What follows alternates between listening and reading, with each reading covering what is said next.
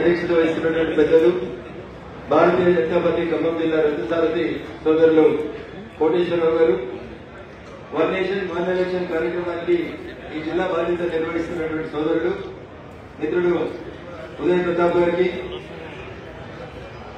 సత్యనారాయణ గారికి, శీలం బాపారావు గారికి, వాసుదేవరావు గారికి, వెంకటేశ్వర్లు గారికి, విజయరాజు గారికి, రవికుమార్ గారికి, పుల్లారావు గారికి, నరేంద్రరావు గారికి, విద్యాసాగర్ గారికి, వేదిక మీద ఉన్నటువంటి భారతీయ జనతా పార్టీ సీనియర్ నాయకులు, ఖమ్మం జిల్లా భవిష్యత్ ఆశా కిరణాలు, వేదిక ముందున్నటువంటి ప్రింట్ ఎలక్ట్రానిక్ మీడియా మిత్రులు, వన్ నేషన్ వన్ ఎలక్షన్ కార్యక్రమంలో పాల్గొంటున్నటువంటి న్యాయవాద సోదరులు, కాంగ్రెస్ ఉపాధ్యాయ మిత్రులు, వైద్య వృత్తిలో ఉన్నటువంటి డాక్టర్లు, సమాజాన్ని మార్చగలిగేటువంటి శక్తి ఉన్నటువంటి అనేక మంది వ్యక్తులు, మేధావులు, పైకిస్తే నాకంటే బాగా మాట్లాడగలిగినటువంటి అనేక మంది వ్యక్తులు తయారు. వారందరికీ పేరు పేరున శిరస్సు వంచి భారతీయ జనతా పార్టీ తెలంగాణ రాష్ట్ర శాఖ పక్షాన నమస్కారాలు, అభినందనలు, శుభాకాంక్షలు తెలియజేస్తున్నాను.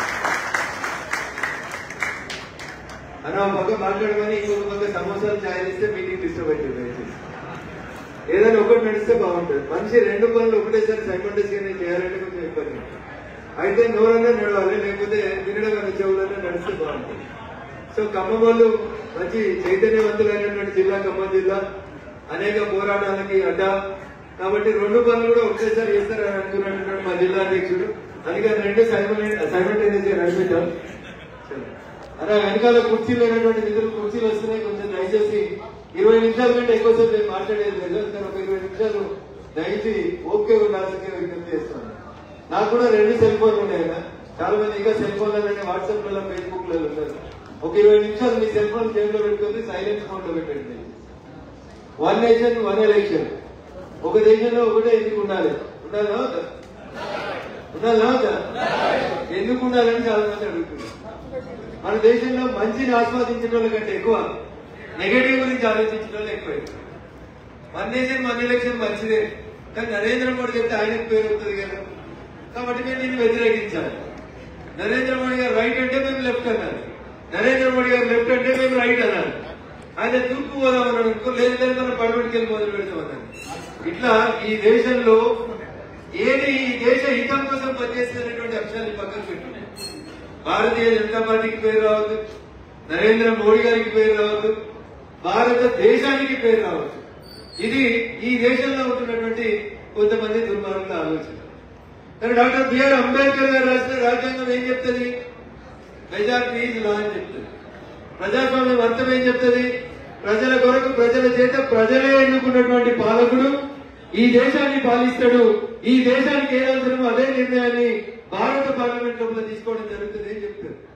దాంట్లో భాగంగానే వన్ నేషన్ వన్ ఎలక్షన్ అనేటువంటి దిశగా భారత ప్రభుత్వం, భారతీయ జనతా పార్టీ 1984 తన ఎన్నికల మేనిఫెస్టోలో భారతీయ జనతా పార్టీ మొదటిసారిగా వన్ నేషన్ వన్ ఎలక్షన్ అనేటువంటి ప్రతిపాదన పెట్టింది. ఆ రోజు మనకు మెజార్టీ లేకపోవచ్చు, మనం ఆశించిన రీతిలో మన పార్లమెంట్ లో సవరణలు జరగడానికి స్కోప్ లేకపోవచ్చు. అందుకని 1984 మనం ఇచ్చినటువంటి నినాదం 2019 దాకా నినాదం లాగానే మిగిలిపోవచ్చు. కానీ 2019లో రెండోసారి నరేంద్ర మోడీ గారు ఈ దేశానికి ప్రధానమంత్రి అయ్యే కంటే ముందు ఎన్నికల మేనిఫెస్టోలో భారతీయ జనతా పార్టీ చెప్పిన అంశం వన్ నేషన్ వన్ ఎలక్షన్ అనేది మా సిద్ధాంతం, భారతీయ జనతా పార్టీ సిద్ధాంతం. అధికారంలోకి రెండోసారి వచ్చిన తర్వాత ఆ దిశగా మా అడుగులు పడతాయి, ఆ దిశగా భారతదేశ ప్రజల్ని నడుపుతామని చెప్పిండ్రు నరేంద్ర మోడీ గారు. నరేంద్ర మోడీ గారి నాయకత్వంలో ఈ దేశం అనేక రకాలైనటువంటి మార్పుల్ని ఎదురు చూసింది, చవి చూసింది. ఇది జరగదు, ఇది జరగదు, ఇది అసాధ్యమని చెప్పినటువంటి ప్రతి పనిని మోడీ హైతో ముంగినే అని చెప్పి ప్రతి పనిని అసాధ్యమైన పదాన్ని మన మనసులలోకి రాకుండా అసాధ్యాన్ని సుసాధ్యం చేస్తూ ముందుకు తీసుకుపోతున్నటువంటి నాయకుడు నరేంద్ర మోడీ గారు. అట్లాంటి గొప్ప నాయకుడి నాయకత్వంలో ఆయన సభ్యత్వం కలిగినటువంటి భారతీయ జనతా పార్టీలో సభ్యులైనందుకు మనం అందరం ఎంత గొప్పగా గర్వంగా ఫీల్ కావాలో మోడీ గారి భాషలో చెప్పాలంటే కాంగ్రెస్ వాళ్ళు బలాయించినట్టు మన జాతి 56 అంగుళాలతోటి బరాబర్ ఉండాలని చెప్పాల్సినటువంటి అవసరం. ఏది జరగలేదు, పార్టీ చెప్పిన పని ఏం చేయలేదు, పార్టీ మేనిఫెస్టోలో పెట్టిన ఏ అంశాన్ని మనం పక్కన పెట్టమనేది ఒకసారి ఒక 2 మాటలు ఇంట్రొడక్షన్ చెప్పుకొని వన్ నేషన్ వన్ ఎలక్షన్ అయిపోదాం. చాలా మంది మాట్లాడారు, చాలా మంది జమ్మూ కాశ్మీర్ గురించి మాట్లాడినప్పుడు చాలా మాటలు చెప్పారు. ఆర్టికల్ 370 రద్దు చేస్తే వరంగానే ఒక ఆయన హైదరాబాద్ లో రక్తం ఏరులై పారుతుంది అన్నాడు. ఇంకొక ఆయన బుర్కా వేసుకుని ఒక ఆయన చెప్పింది జమ్మూ కాశ్మీర్ లో ఒక్క మోడీ కాదు 100 మంది మోడీలు వస్తే కూడా ఆర్టికల్ 370 రద్దు కాదు అన్నాడు. అక్క రద్దు అయిందా? అయిందాకా కదా? అప్పుడు ఆర్టికల్ 370 రద్దు అయిందా కాదు? ఎంతమంది మోడీలు ఉన్నారు? ఒక్కడే మోడీ ఉన్నాడు. ఆర్టికల్ 370 రద్దు అయిందా? డౌట్ ఉందా? ఆర్టికల్ 370 రద్దు అయింది. ఆర్టికల్ 35A రద్దు అయింది. చాలా మంది ఎన్నికల స్వయం సేవకులు సంఘంలో వివిధ హోదాలలో పనిచేసిన పెద్దలు కూడా కనబడుతుంది ఈ సమావేశం. ప్రతి స్వయం సేవక కళ, ప్రతి భారతీయుని కళ ఇప్పుడంటే కలర్ పెయింటింగ్ వచ్చినాయి.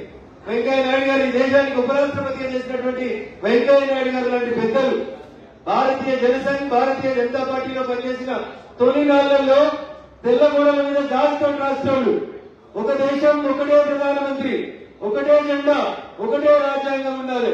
వన్ నేషన్ ఉంటే ఒకటే ప్రధానమంత్రి ఉండాలి, ఒకటే రాజ్యాంగం ఉండాలని గోడల మీద ఆర్టికల్ 370 రద్దు కావాలని కలగలిగినటువంటి ప్రతి భారతీయుడి కళని అక్షరాల సాకారం చేసి పెట్టేటువంటి నాయకుడు నరేంద్ర మోడీ గారు. అసదుద్దీన్లకో అక్బరుద్దీన్లకో లేకపోతే ముఫ్తీ మహమ్మద్ సయ్యద్లకో ఇంకొకరికో భయపట్టి మోడీ గారు ఆర్టికల్ 370 ఆపలేదు. ఆపినా? ఏం లేనప్పుడు ఒక స్వయం సేవకునిగా భారతీయ జనతా పార్టీ నాయకునిగా లాల్ చౌక్ వచ్చి జెండా ఎగరేస్తా అరే కిస్కే పాస్ హిమ్మత్ అయితే ఆగే రోకో అని చెప్పిండో అదే మాటని ఇవాళ ఈ దేశ ప్రధానమంత్రిగా సాకారం చేసి పెట్టిండు నరేంద్ర మోడీ గారు. 70 ఏళ్ళు ఈ దేశాన్ని పాలించింది కాంగ్రెస్, పెద్ద పెద్దలు పాలించారు. ఇండియా ఇది ఇందిరా అన్నారు. కాంగ్రెస్ కి 400 సీట్లు ఇచ్చింది దేశం ఒక రోజు. కానీ ఆర్టికల్ 370 రద్దయిందా? ఎవరితో రద్దయింది? మోడీ గారితో రద్దయింది. అందుకని మోడీ హైతో ఇంపాసిబుల్ అనే వర్డ్ మీ డిక్షనరీలో ఉంటుంది. ఖమ్మం వాళ్ళ డిక్షనరీ. ఖమ్మంలో కమ్యూనిస్ట్ వాళ్ళు ఉన్నారు, ఖమ్మంలో కాంగ్రెస్ వాళ్ళు బలంగా ఉన్నారు. 3 ఉన్నారు మంత్రులు. నిన్ననే వచ్చి 3 కలిసి ఒకటే రిబ్బన్ కత్తిరించారు. ఆట బంగ్లాలో కొత్త దవాఖాన పెట్టిపోయారు. దాని గురించి ఎందుకే బాధపడతారు? ఒక ఆయనకు నడవరాదు, ఒక ఆయనకు మాట్లాడరాదు, ఇంకొక ఆయనకు చూసింది రాదు. వాళ్ళ గురించి మీకెందుకే బాధ?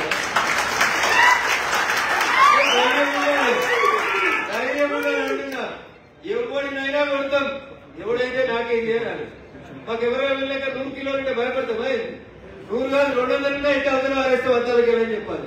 ఏం పెడుతుంది ఏమనుకో అట్లా నా ముందున్నాడు ఎవడైతే నాకేంటనే ధైర్యం ఉండాలి.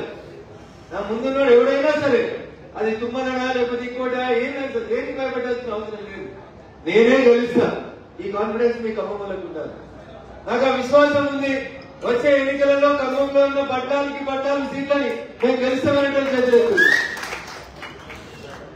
నిజంగా ధైర్యం కదా? అక్కడ కొంతమంది ఎత్తుతలేరు ధైర్యం. ఖమ్మము మనదే, నల్లగొండ మనదే, పాలమూరు మనదే, తెలంగాణ అసెంబ్లీ కూడా కాషాయం జెండా. చాలా మంది కలిసి వస్తారు, భయమంది పడుతుంది. రఘునందనరావు ఒక్కడే పోయింది దుబ్బాకు పోయినప్పుడు. ఈ పక్కన ఒక ఆయన ఆరోగ్యం ఉన్నాడు, ఆ పక్కన ఒక ఆయన ముఖ్యమంత్రి కొడుకు, ఈ పక్కన ముఖ్యమంత్రి. మధ్యలో నన్నేసి శాండింగ్ సెంటర్ డబల్ రోడ్ల మధ్యలో కీరాలు దోసకాయలు పెట్టి వచ్చినట్టు వచ్చేస్తామంటున్నారు. మీరందరూ వచ్చి చాలా మంది వచ్చి మీరు ఒక దుబ్బాక ఎన్నికలు వచ్చినారా లేదా? ఉన్నారా? కిషోర్ టోటల్ ఉందమ్మా దుబ్బాకల. కనీసం మంచి భోజనం కూడా దొరుకుతుంది మా దుబ్బాక. 100% పల్లెటూరులో ఉన్నటువంటి దుబ్బాక. గెలిచినమా గెలవలేదా? మరి దుబ్బాకనే గెలిచినప్పటికీ మదిరా ఖమ్మం పాలేరు ఇవి గెలవలేమా? మరి ఇల్లందు గెలవరా? అని మీకు సెల్ఫ్ కాన్ఫిడెన్స్ గెలుస్తామంటారా? పోటీ చేయమంటే గెలుస్తానంటే 100 కిలోలు ఉంటాడు ఒక్కొక్కడు. ఏమైతే వాడు 100 ఉంటే నువ్వు 53 సార్లు. సెల్ఫ్ కాన్ఫిడెన్స్ ని ఫస్ట్ తీసుకోవాలి. అది లేకపోతే మనం ఏ పని లేదు. కేసు గెలుస్తామా? నేను ఉట్టి ఇదే వకీలు. పట్టపగలు రోడ్డు మీద ఈ రాజీవ్ గాంధీ విగ్రహం కూడా పడడం జరిగింది. ఎవరు వాదించడానికి ముందుకు వస్తలేరు. క్లయింట్ నా దగ్గరకు వచ్చింది అనుకో, బరాబర్ గెలుస్తావు తమ్మి పో అని చెప్తాను. నా నోట్లోకి వెళ్ళొచ్చి మొదటి మాట 100% వారి పోయి కేసు గెలుస్తా, నువ్వు పోయి ప్రశాంతంగా ఉండవు అని చెప్పి. This is called self confidence. ఈ కేసు గెత్తా అంటావా ఇక జీవితాలకు వెళ్ళి గెత్తా అంటే ఎవరికో బీఫామ్ తీసుకోవద్దు రాజకీయానికి. నేను మళ్ళీ చెప్తా ఉన్నా, ఈ పక్కన ఉండాలని ఆ పక్కన ఉండాలని. నేను గెలుస్తా అంటావా అంటే నేను పనికిరావు రాజకీయాలు. యూఆర్ ఫిట్ ఫర్ నథింగ్ అంటే గుర్తుపెట్టుకోవాలి. నేనే గెలుస్తా. అది పొంగులేట తుమ్మలనా భట్య ఇంకోట జగన్ చంద్రబాబు ఎన్టీ రామారావు చంద్రశేఖరరావు ఇందిరమ్మనే నాకు వద్దు. నాకు బీఫామ్ ఇస్తే ఏడికైనా మొత్తం నేనే గెలుస్తానటువంటి విశ్వాసం ఉండాలి. ఇండియా ఇది ఇందిరా ఇది ఇండియా అన్నటువంటి ఇందిరమ్మ పెట్టినటువంటి దేశం ఈ దేశం. అది ఓటేసుకున్నటువంటి గొప్పతనం ఈ దేశంలో. నీకేమైంది మరి గమ్మమ్మకి ఎందుకు భయపడుతున్నారు? బరాబర్ మనమే గెలుస్తాం అనేది ఉన్నారు. అరే ఎన్టీ రామారావు పార్టీ పెట్టి 9 నెలల్లో ఊడ్చి పారేసి ఊడ్చిండా? గసొంటి ఎన్టీ రామారావు పాలమూరుకి వస్తే స్టేజ్ మీద వాళ్ళు పోటీ చేయమంటే ఎవరు పోటీ చేయాలంటే కిందికి ఒక ఆయన తెచ్చిండు. నాకు బీమా మీరు పోటీ చేస్తాను చిత్తరంజన్ దాస్ గారు. గెలిచినా గెలవలేదా? మరి ఆయనకి ఆ ధైర్యం ఎక్కడి? స్టేజ్ మీద వాళ్ళకి ధైర్యం ఎందుకు లేదు? So this is what is required. Chiranjeevi గారు ఖమ్మం చౌరస్తా నిల్చుంటే 2 గంటలు ట్రాఫిక్ జామ్ అవుతుంది. ఫోటో దిగేందుకు ఆటోగ్రాఫ్ల కోసం అవుతుందా కాదా? చిరంజీవి గారు గొప్ప నటుడు, ప్రపంచం గర్వించేదాకా గొప్ప నటుడు. ఏ ఊరైనది? మొగల్తూరు. మొగల్తూరు కొని ఎవరు పోటీ చేయమంటే ఎవరు పోటీ చేయమన్నారు. చిరంజీవి మీద ఎవరు పోటీ చేస్తామని ఇక్కడ కూర్చున్న మా శ్రీదేవి అక్క లెక్క ఒక ఉషాకాన్ని నేను పోటీ చేస్తాను పోయింది. రాజశేఖర రెడ్డి నుంచి చెల్లెపోయి పోటీ చేయని చెప్పింది. గెలిచిందా గెలవలేదా? చిరంజీవి గెలిచిందా ఉషాక గెలిచింది? ఉషానే గెలిచింది. ఎందుకు గెలిచిరాని మనం ఎందుకు కోల్పోతున్నాడని ఆలోచించాం. So this is called self confidence. అది ఉంటే గెలుస్తాం. నేను మళ్ళీ చెప్తున్నా, నాకు రేపు పార్టీ బీఫామ్ ఇచ్చి ఖమ్మం పోటీ చేయమంటే ఖమ్మం కూడా నేనే గెలుస్తాను. నాకంటే డౌట్ లేదు. నిజంగా చెప్తున్నాను, చెప్తున్నాను. నరేంద్ర మోడీ గారు పిలిచి రఘు నువ్వు ఖమ్మం ఎంపీకో ఖమ్మం ఎమ్మెల్యేకో పోటీ చేయమని చెప్తే 100% ఖమ్మంలో భారతీయ జనతా పార్టీ ఈ హాల్లో 300 మంది చాలు ఆట ఆడుకొని ఈ ఖమ్మం జిల్లా రూపురేఖలు మార్చుతాను. కావాల్సింది సెల్ఫ్ కాన్ఫిడెన్స్. కొట్లాడబోతున్నాం. విజయమో వీర స్వర్గమో. గెలిస్తే హీరోలు, ఓడిపోతే ఎన్నో బతికిరారు. పార్టీ పదవులు తప్పితే ఇంకెందుకు బతికిరారు. డయాస్ మీద కుర్చీ దండే తప్పితే ఇంకొకటి ఉండదు. గెలిచిన వాళ్ళతో నువ్వు చరిత్ర సృష్టిస్తావు. గెలిచిన వాళ్ళతో నువ్వు చరిత్ర సృష్టిస్తావు. చరిత్ర రాసినంత సార్లు, ఎన్టీ రామారావు పేరు రాసినన్ని సార్లు చిత్తరంజన్ దాస్ పేరు వస్తుంది. వస్తుందా? నీకు ఇష్టం ఉండాలి ఎప్పుడైనా పేరు రాయాల్సిందే, వినాల్సిందే. ఎన్టీ రామారావు ఒకరు ఓడగొట్టినట్టు అంటే ఎవరు ఓడగొట్టినట్టు ఏం చెప్పాలి? చిత్తరంజన్ దాస్ పేరు చెప్పాలి. ఖమ్మం జిల్లా చరిత్ర తిరిగి రాయాలంటే ఈ హాల్లో ఉన్న మీ లోపల ఎంతమందికి ధైర్యం ఉందో మీరు డిసైడ్ అయితే ఈ జిల్లా చరిత్ర బరాబర్ మారుతుంది. శుక్రవారం వచ్చినప్పుడు అంతా కొత్త ఎవరికి రాజకీయం తెలియదు. చాలా కొంతమంది బస్ కండక్టర్ బకిడి గోపాలంలో పోయి కండక్టర్కి వెళ్ళి ఆర్టీసీ యూనిఫామ్లకి వెళ్ళి ఎమ్మెల్యే అయ్యిండు నెల్లూరు జిల్లాలో.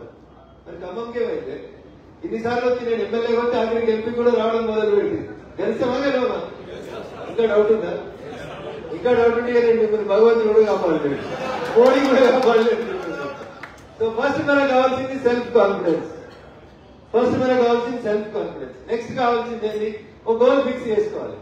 నేను ఖమ్మం ఎమ్మెల్యే కావాలి, నేను మధుర ఎమ్మెల్యే కావాలి, నేను ఇల్లందు ఎమ్మెల్యే కావాలి. ఎన్ని రోజులు ఉంది నాకు టైం? 3 సంవత్సరాలు 6 నెలలు ఉంది. 1236 నెలలు అవి ప్లస్ 6 నెలలు 42 నెలలు ఉంది. లాస్ట్ 6 నెలలు ఎలక్షన్ కాకపోయి అన్న చివరున్న మిత్రులు ఒక 10 నిమిషాలు మాట్లాడొద్దు దయచేసి. నాకున్నది 42 నెలలు. 42 నెలల్లో లాస్ట్ 6 నెలలు పోతుంది. మిగిలిన 36 నెలలే. నీ ముందున్న సమయం 36 నెలలు. నీ ముందున్న ఊరు 150 ఊర్లు. రోజు పొద్దుగల 3 సాయంత్రం ముందు తిరుగుడు మొదలు పెడితే 10 సార్లు తిరిగి రావచ్చు ఒక్కొక్క ఊరికి. ఏం పని చేయకు. ఈ బూత్ ప్రెసిడెంట్ ఇంటికి పోయి కూర్చో, ప్రశాంతంగా ఛాయ్ తాగు. బూత్ ప్రెసిడెంట్ గారు కొంచెం ఇబ్బందులలో ఉండడంతో ముందే ఒక రోజు ముందే ఫోన్ పే కొట్టి తమ్మి 2 కిలోలు ఉప్మా పెట్టుకుని కచ్చిరికాడ కూర్చొని 2 గంటలు కూర్చొని రా. నువ్వు ఏం పని చేయక, నేను లక్షాధికారి చేయక, నువ్వు కోటీశ్వరం చేయక, ఇల్లు కట్టి చేయకు. మా పార్టీ నాయకుడు ఒక ఆయన వచ్చి మా ఇంట్లో టిఫిన్ చేసిపోయాడు, 1 గంట కూర్చున్నాడనే విశ్వాసాన్ని నువ్వు బూత్ ప్రెసిడెంట్ కి ఇవ్వగలిగితే ఆయన నువ్వు పోయిన తర్వాత ఊరు మొత్తం తింటూనే ఉంటాడు. ఏం పని ఉండదు ఆయన. దీప కాపక తిరుగుతూనే ఉంటాడు. మా బీజేపీ అని చెప్పుకుంటాడు. సో ఇట్లా మీరు ఒక లక్ష్యాన్ని ఫిక్స్ చేసుకోవాలి. First confidence, next goal, next దాని కార్యక్రమాన్ని ఆచరణ పెట్టుకుంటూ పోతే ఈ 3 పనులు చేస్తే బరాబర్ అవుతుంది. 1 నేషన్ 1 ఎలక్షన్ అవుతుందా? డౌట్ ఉన్న వాళ్ళు ఎంతమంది అవుతుందా? 10 మంది చేతులు ఎత్తారు, మిగతా 1 నేషన్ 1 ఎలక్షన్ కూడా జరుగుతుంది. ఎవరి నాయకత్వంలో జరుగుతుంది? మోడీ గారి నాయకత్వంలోనే జరుగుతుంది. దాంట్లో ఏం డౌట్ లేదు. చాలా మంది మీడియా మిత్రులు కూడా అడుగుతారు, ఎర్ర జెండాలు కూడా అడుగుతారు. బీజేపీ వాళ్ళు రాములవారి గుడి కడతారా? వీళ్ళు గుడే కట్టారు. వీళ్ళు ఊకే ఎలక్షన్ రాగానే రాములవారి గుడి అని తిరుగుతారు. ఒకసారి కలసేవ అంటారు, ఇంకోటి అంటారు, ఇంకోటి అంటారు, బదనాం చేస్తారు. అయినా రాములవారి గుడి కాలేదా? రాములవారి గుడి కట్టినవా కట్టలేదా? అప్పుడే అయినా బరాబర్ కట్టినవా? కొద్దిమంది పోయింది, కొంతమంది పోయి ఖమ్మంకు రైలు ఉందా? రైలు ఎక్కి తొలకపోరు అని పిల్లలు. అదే రామ మందిరం కాదు అన్నారు, అయినా కాలేదా? ఆర్టికల్ 370 రద్దు కాదు అన్నారు, అయినా కాలేదా? జమ్మూ కాశ్మీర్ లో ఎలక్షన్ కావు అన్నారు, అయినా కాలేదా? ఇంకేమైనా మిగిలినాయా? మన మేనిఫెస్టోలో పెట్టింది ఒకటి మిగిలింది, 1 నేషన్ 1 ఎలక్షన్. ఇది కూడా అవుతుందా కాదంటే బరాబర్ అవుతుంది. సో వచ్చే ఎలక్షన్లకు అవుతుందా, ఆ తర్వాత అవుతుందా? ముందుగా మనకి సగం డౌట్, మన డౌట్ ముందుగా ఉంటే తర్వాత మనం ఉంటుంది. 2029 అవుతుందా? అవుతుందా కాదు? అవుతుంది. కాకపోతే అన్ని రాష్ట్రాలకి 2029కి మొత్తం పూర్తి కాకపోవచ్చు. దాదాపు 18 రాష్ట్రాలు భారత పార్లమెంట్ తో కలిసి 2029లో ఏకకాలంలో ఎన్నికలకు పోతాయి. ఉత్తరప్రదేశ్ లాంటి రాష్ట్రాలు లేదా 2 సంవత్సరాలు 2.5 సంవత్సరాల్లో కాల పరిమితి ఉన్నటువంటి రాష్ట్రాన్ని 2034 వచ్చేసరికి కలిపి 2034కి 1 నేషన్ 1 ఎలక్షన్ బరాబర్ చేస్తారు. ఎవరు అడగవచ్చు? ఇది నేను చెప్తాను. డాక్టర్ బిఆర్ అంబేద్కర్ గారు రాసిన భారత రాజ్యాంగమే చెప్పింది, తెలంగాణకి అందరికీ చెప్పింది. ఈ దేశంలో రాజ్యాంగం అమల్లోకి వచ్చిన తర్వాత మొట్టమొదటి ఎన్నికలు జరిగినాయి 1952లో జరిగినాయి. దేశం మొత్తం ఒకటేసారి ఎలక్షన్ జరిగింది. అన్ని రాష్ట్రాల అసెంబ్లీలకి పార్లమెంట్ కలిపి మొత్తం ఒకటేసారి ఎలక్షన్ జరిగినాయి. ఈ దేశం మొత్తం 1952. ఇన్ని టీవీ లేవు, ఇన్ని ఛానల్ లేవు, ఇంత సోషల్ మీడియా లేదు, ఇన్ని ఫోన్లు లేవు, ఎవరు కూడా చెప్పేటోడు లేడు.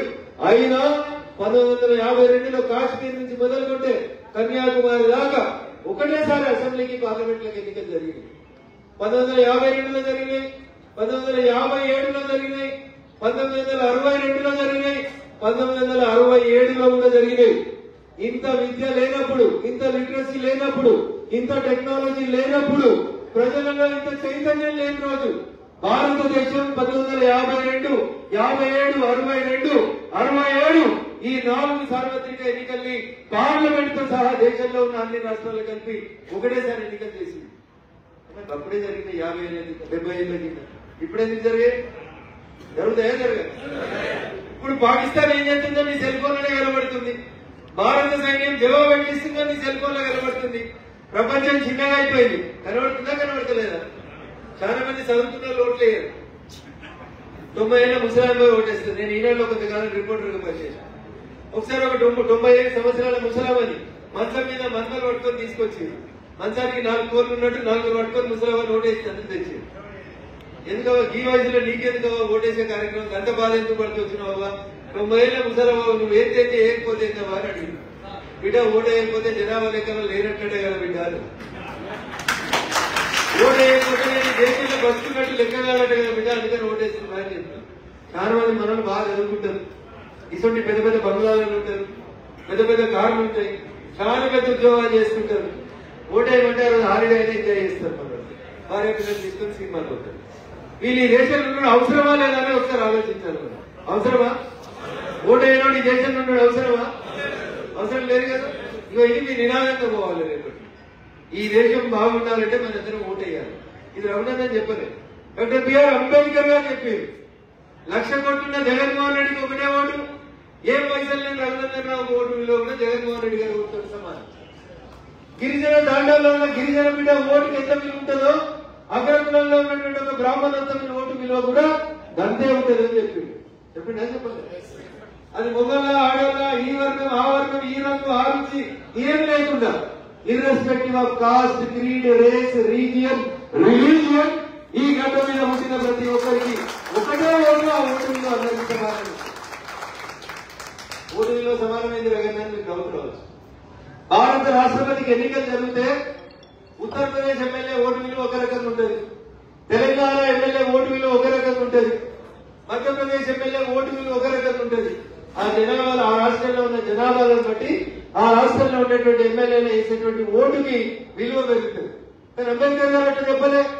ఈ దేశంలో పుట్టిన వాళ్ళు ఎవరైనా సరే 18 సంవత్సరాల వయసు నిండిన ప్రతి ఒక్కరి ఓటు విలువ ఆదార్య, అంబార్య, నరేంద్ర మోడీ గారా, రఘునందన్ రావు గారా, తుమ్మల నాగేశ్వరరావు గారా, బట్టి విక్రమార్క గారా, పొంగులేటి శ్రీనివాసరెడ్డి గారా, సుధాకర్ రెడ్డి గారా సంబంధం లేదు.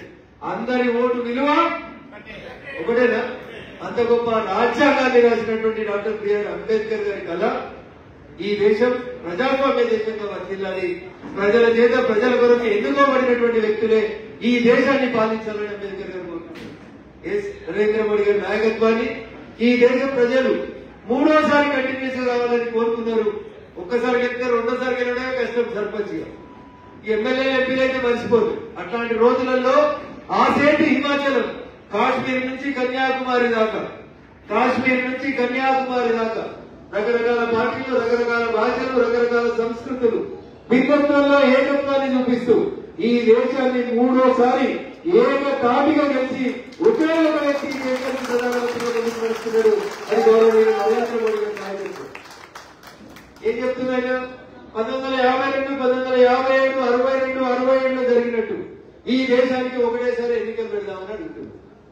ఒక ఆయన అంటాడు, ప్రభుత్వం మధ్యలో కూలిపోతే ఏం చేద్దామంటాడు. నార్వోషనల్ నీళ్ళు పోయారు. రాజ్యాంగం రాసిన అంబేద్కర్ గారు చెప్పలేదా? 6 ఏళ్ళు ఉండే ఎమ్మెల్సీ పొరపాటున మధ్యలో చచ్చిపోయాడు. ఆయన టెన్యూర్ 6 సంవత్సరాలు. పొరపాటున ఎమ్మెల్సీ గారు ఆ రాజ్యసభ సభ్యుడు చచ్చిపోయాడు అనుకోదు. ఏం చేస్తారు? 10 లక్షలు పెడతారు. మిగిలింది 3 ఏళ్ళు ఉంటే 3 ఏళ్ళు ఉంటారు, 2 ఏళ్ళు ఉంటే 2 ఏళ్ళు ఉంటారు. ఏడాది కంటే ఎక్కువ రోజులు ఉంటే వాళ్ళకి మళ్ళీ ఎన్నికైతే వస్తుంది. మళ్ళీ 6 సంవత్సరాలు నిండగానే మళ్ళీ ఎన్నిక వస్తుంది. ఇది కూడా తెలియదు మా ప్రొఫెసర్. టీవీ ఛానల్కి వచ్చి మధ్యలో ప్రభుత్వం పడిపోయింది అనుకో ఏం చేస్తారు?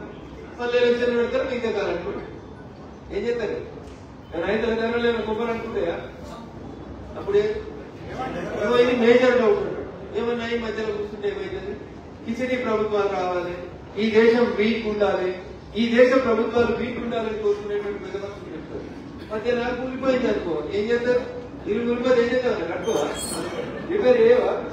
పైన లీకేజ్ ఓటర్లైన రిపేర్ స్టార్ట్ చేయడా? చేస్తాడు కదా. ప్రభుత్వం మధ్యలో పడిపోతే ప్రజలు మళ్ళీ ఎలక్షన్లో ఓటు వేయరా? ఇదేదో వాళ్ళు ఇక కూతలు బట్టి చదివి అనుకున్నటువంటి ఇళ్ళకి చెప్తారు. 1 నేషన్ 1 ఎలక్షన్ ఎట్లయితే ప్రజలు ఓట్లు వేస్తారు. నరేంద్ర మోడీ గారు ఎలక్షన్లు పెట్టించాడు, ఎన్నికల సంఘం వద్దరు పని అయిపోతుంది. అయితేదా కాదు? చాలా చదువుకున్న దేశాల్లో అయితే ఇంకా అనేక రకాలైనటువంటి మార్పులు రావాలని కోరుకుంటున్నాం. ఖచ్చితంగా జరుగుతుంది. 1984 ఎన్నికల మేనిఫెస్టోలో పెట్టినటువంటి 1 నేషన్ 1 ఎలక్షన్ ని తిరిగి 2019, 2024 ఎన్నికల మేనిఫెస్టోలో భారతీయ జనతా పార్టీ చాలా స్పష్టంగా చెప్పింది. 1 నేషన్ 1 ఎలక్షన్ ని ఖచ్చితంగా నరేంద్ర మోడీ గారి నాయకత్వంలో చేస్తామని చెప్పినాం. మేము బలవంతంగా రుద్దాలనుకుంటే, బలవంతంగా భారతీయ జనతా పార్టీ నరేంద్ర మోడీ గారు బిల్లు పెట్టాలనుకుంటే రెండోసారి ప్రధానమంత్రి అయినప్పుడు నరేంద్ర మోడీ గారు 1 నేషన్ 1 ఎలక్షన్ తెచ్చినారు. మేము రాజ్యాంగాన్ని నమ్ముతాం, బిఆర్ అంబేద్కర్ గారు రాసిన రాజ్యాంగాన్ని నమ్ముతాం, ప్రజాస్వామ్యాన్ని నమ్ముతాం. అందుకనే బిల్లు పార్లమెంట్ లో తీసుకొస్తే లేదు జాయింట్ పార్లమెంటరీ కమిటీ అయింది దీని మీద అన్నది కాంగ్రెస్. చేసిన జాయింట్ పార్లమెంట్ కమిటీ చర్చ జరుగుతూ ఉంది. ఇంతకుముందు కూడా కాంగ్రెస్ ఉన్నప్పుడు జాయింట్ పార్లమెంటరీ కమిటీ లేదు. కమిటీ ఎత్తి మళ్ళా 4 ప్రధానమంత్రులు మారినా కమిటీ రిపోర్ట్ రాకపోతుంది.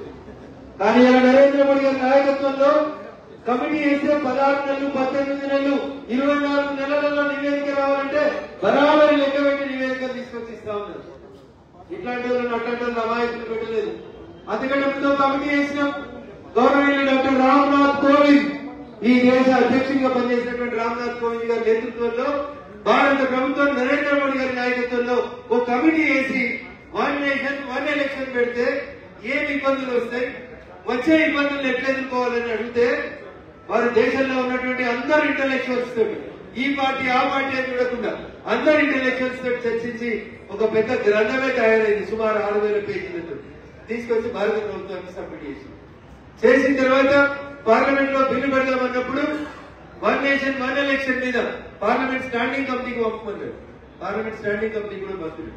ఎందుకంటే we love democracy, we respect democracy, భారత ప్రజాస్వామ్యాన్ని గౌరవిస్తాం కాబట్టి స్టాండింగ్ కమిటీకి పంపించారు. రేపు మాపో ఇంకా 6 నెలలకు స్టాండింగ్ కమిటీ తన నివేదిక ఇస్తుంది. తర్వాత బిల్లు పెడతాం, బిల్లు చట్ట రూపం దానిస్తుంది. రాష్ట్రపతి గారు సంతకం పెట్టిన ఎన్నికలు వస్తాయి. కానీ అందరి లోపల చైతన్యం తీసుకురావాలి. ఏం వస్తుంది పెడితే లాభ నష్టాలు ఏంటి అనేటువంటి విషయాల్లో భారతీయ జనతా పార్టీకి టీవీ లేవు, పేపర్లు లేవు.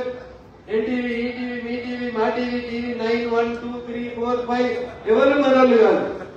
ఎవరికుంటే ఎజెండా వాళ్ళకున్నది. మన ఎజెండాని ప్రజలలోకి తీసుకుపోయేది ఎవరంటే మీరే. భారతీయ జనతా పార్టీ బలం, కార్యకర్తల బలం దండిగా ఉన్నటువంటి పార్టీ. ప్రపంచంలో మనతో పోటీ పడినటువంటి మెంబర్షిప్ కలిగినటువంటి పార్టీ ఈ ప్రపంచ చిత్రపటంలో ఏ పార్టీ లేదు. అంత గొప్ప పార్టీలో మనందరం సభ్యులు. రేపు కచీరికాడ మీ స్ట్రీట్ లో, మీ మొహల్లాలో, మీ వీధిలో, మీ టీవీలో ఏడ చర్చ పెట్టినా 1 నేషన్ 1 ఎలక్షన్ ఎందుకు కావాలో చెప్పగల కార్యకర్తల్ని సన్నద్ధం చేయాలని ఈ రోజు ఈ కార్యక్రమం పెట్టుకుని వస్తుంది. సో 1984 లో ఫస్ట్ చెప్పినాం, 2019 మేనిఫెస్టోలో పెట్టినాం, 2024 మేనిఫెస్టోలో పెట్టినాం.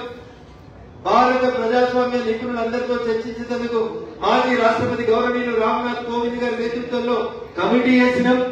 కమిటీ దేశమంతా జరిగింది, మేధావులందరినీ కలిసింది. ఒక నివేదికను తయారు చేసి ప్రస్తుత రాష్ట్రపతి శ్రీమతి ద్రౌపది ముర్ము గారికి నివేదికను ఇచ్చింది. ఇవన్నీ అయిన తర్వాత భారత పార్లమెంట్ లో బిల్లును ప్రవేశపెట్టినాం.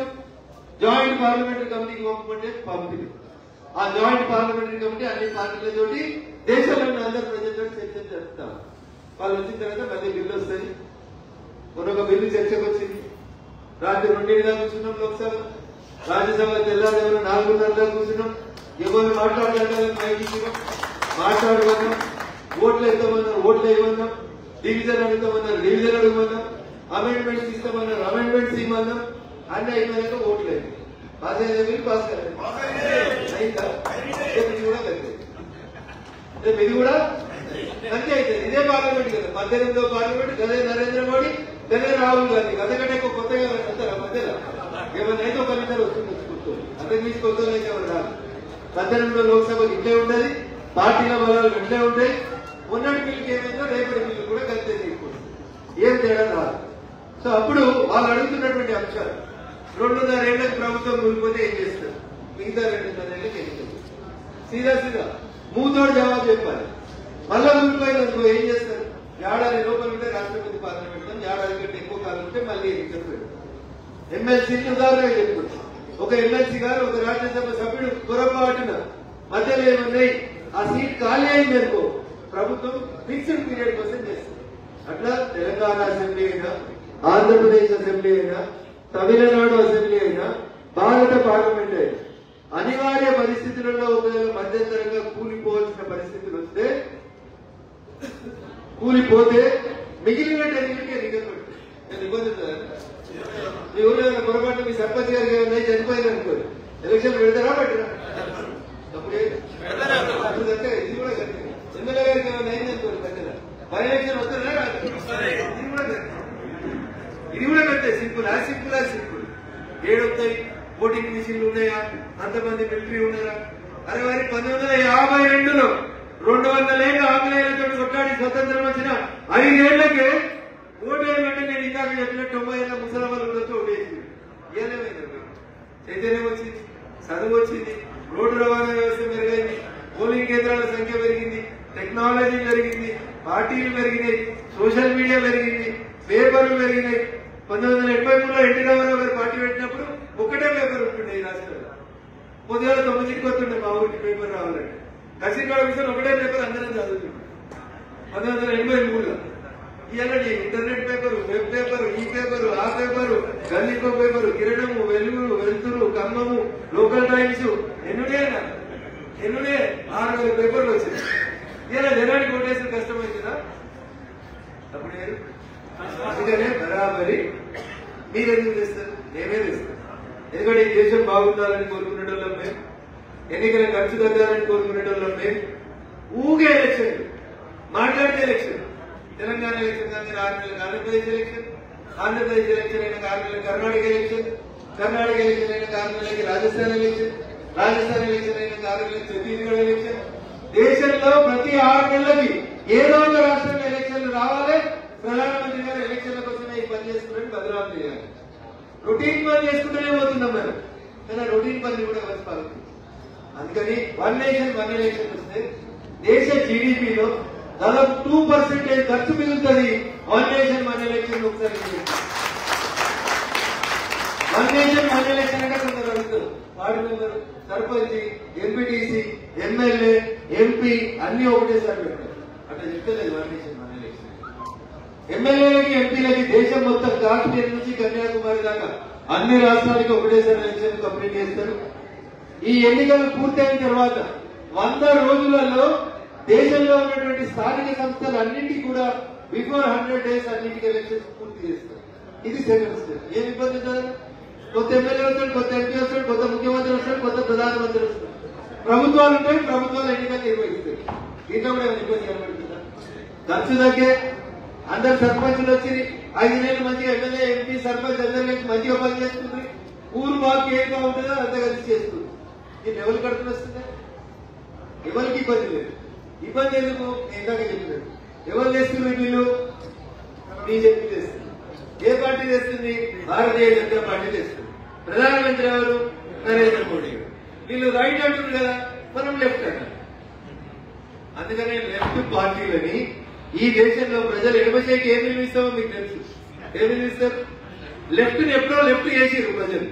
ఈ ఖమ్మంలో మన సావుదానికి కర్రలు పోయి ఒకటి గెలిచినట్టు లెఫ్ట్ కి ప్రజలు ఎడమచేతో చీపిరి బట్టి 3 చౌకలకు పంపించారు. ఈ దేశంలో లెఫ్ట్ కి స్థానం లేదని చెప్పి ఉన్నదా? వెస్ట్ బెంగాల్ లో జరుగుతుంటే ఉన్నదా? ఇప్పుడు వెస్ట్ బెంగాల్ లో దీని వచ్చి చీపిరి బట్టి ముడిచేసింది బంగాళాఖాతంలో. కింద ఒకటి మిగిలింది, కింద తోకొకటి మిగిలింది కేరళలో. ఈసారో ఇంకోసారో అది కూడా ఇదే ఎడమచేతో ట్రూప్ చేస్తే లెఫ్ట్ కి ఈ దేశం బంగారం పాడుతుంది రామ్ రామ్ చెప్తారు. మిగిలింది మనమే రైట్ కాబట్టి మన రైట్ తో వల్లే తీసుకుపోతుందని దేశం. ఈ మూడు ముక్కలు మీకు ఎవరైనా కాదు, నాకంటే ఎక్కువ మీకు తెలుసు. మీకు తెలియకుండా మీ చేతిలో ఉంటుంది గూగుల్లో. మీరు గూగుల్ ఓపెన్ చేస్తే నాకంటే ఎక్కువ చదువుతూనే ఉంటుంది మీకు. ఏ దేశంలో ఎన్నికలు ఒకసారి జరిగినాయి, ప్రపంచంలోనే ఎన్ని దేశాలలో వప్పుకున్నది, ప్రపంచంలోనే ఎన్ని దేశాలలో ఒకసారి ఎన్నికలు జరుగుతాయి, ఎన్నికల మధ్యలో అయితే ఏమవుతాయి, ఇవన్నీ ఎన్నికలు మీ చేతిలో గూగుల్. కానీ ఇంతమంది ఒక దగ్గర జమై ఒకే రకమైనటువంటి వేవ్ లెంత్ తోటి మన ఆలోచన విధానం ముందుకు పోతే మీరు బయటికి పోయి మీ గ్రామాలలో ఎక్కడైనా చర్చ జరిగినప్పుడు దాన్ని ప్రాపర్ వేలో డిఫెండ్ చేశారనేటువంటి ఒక మంచి ఉద్దేశంతో భారతీయ జనతా పార్టీ ప్రతి జిల్లాలో విజ్ఞులు, మేధావులు, ఇంటెలెక్చువల్స్, పార్టీ కార్యకర్తలతో కలిసి, మీడియా మిత్రులతో కూడా కలిసి వన్ నేషన్ వన్ ఎలక్షన్ కి సంబంధించినటువంటి ఒక కార్యక్రమాన్ని తీసుకోమంటే ఆ కార్యక్రమంలో భాగంగా పార్టీ ఆదేశాల మేరకు ఇంతమంది పెద్దలు గెలుచుకునే అవకాశం కల్పించినటువంటి భారతీయ జనతా పార్టీ తెలంగాణ రాష్ట్ర శాఖకి, ఖమ్మం జిల్లా అధ్యక్షుడికి, ఖమ్మం జిల్లా పెద్దలందరికీ కూడా పేరు పేరున మరొకసారి కృతజ్ఞతా వందనాలు తెలియజేస్తూ సెలవు తీసుకుంటారు.